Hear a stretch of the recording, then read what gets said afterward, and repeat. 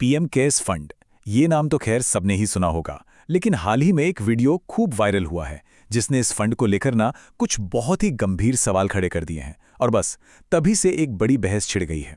तो चलिए आज इसी को समझते हैं कि आखिर इस पूरे विवाद की जड़ है क्या। देखिए, इस पूरे विवाद के सेंटर में अगर देखें तो बस एक ही सवाल है कि ये पीएम केयर्स फंड आखिर है क्या। क्या ये एक सरकारी संस्था है जिस पर मतलब जनता का हक होना चाहिए, या फिर ये एक प्राइवेट ट्रस्ट है? बस यही एक सवाल है जो सारी बहस की वजह बना हुआ है। थोड़ा पीछे चलते हैं। कोरोना महामारी का वो मुश्किल दौर याद है? ठीक उसी संकट के बीच में पीएम केयर्स फंड को बनाया गया था, और मकसद एकदम साफ था कि आपदा के समय देश की मदद के लिए लोगों से सीधे सीधे आर्थिक सहयोग लिया जाए। और हुआ भी यही। लोगों ने वाकई दिल खोलकर दान दिया, और नतीजा ये हुआ कि बहुत ही कम समय में इस फंड में इतनी बड़ी रकम जमा हो गई कि ये फौरन सबकी नजरों में आ गया। तो सवाल उठता है, कितनी बड़ी रकम?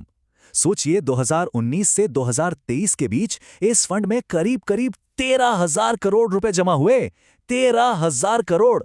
अब जाहिर सी बात है, जब इतनी बड़ी रकम जनता के सहयोग से इकट्ठा हो तो सवाल तो उठेंगे ही। तो ठीक है, पैसा इकट्ठा हो गया, पर अब अगला सवाल यह था कि भाई इन पैसों का हुआ क्या। बस यहीं से जनता के पैसे में पारदर्शिता, मतलब ट्रांसपेरेंसी और जवाबदेही की मांग उठने लगी, और यहीं से इस पूरे विवाद ने जन्म लिया। और यहीं पर मामला थोड़ा दिलचस्प हो जाता है। देखिए, आधिकारिक तौर पर यानी ऑफिशियली ये कहा गया कि ये एक प्राइवेट फंड है, लेकिन जो लोग सवाल उठा रहे थे उनका कहना था कि अच्छा ठीक है, अगर ये प्राइवेट है तो फिर इसके काम करने का तरीका इतना ज्यादा सरकारी क्यों लगता है। अब अपनी बात को मजबूती देने के लिए उस वीडियो में 4 मुख्य पॉइंट सामने रखे गए हैं। ये वो 4 बातें हैं जो इस फंड के सरकारी होने की तरफ इशारा करती हैं। चलिए एक एक करके इन पर नजर डालते हैं।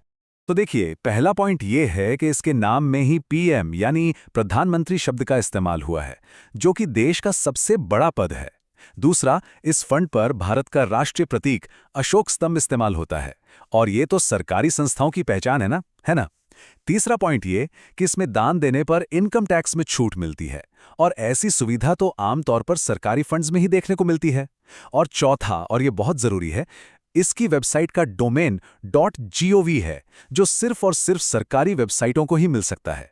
तो ये चारों बातें जब एक साथ आती हैं तो एक ही सवाल खड़ा होता है, क्या ये वाकई में प्राइवेट हो सकता है? तो ये सब तो हो गई तकनीकी बातें और सवाल, लेकिन इन सब के बाद जो सबसे बड़ा और सबसे सीधा सवाल है वो वही है जो हर आम नागरिक के मन में आ रहा है कि भाई जनता का ये 13,000 करोड़ रुपए आखिर गया कहां। तो कुल मिलाकर ये पूरा मामला हमें एक बहुत ही बुनियादी सवाल पर लाके खड़ा कर देता है।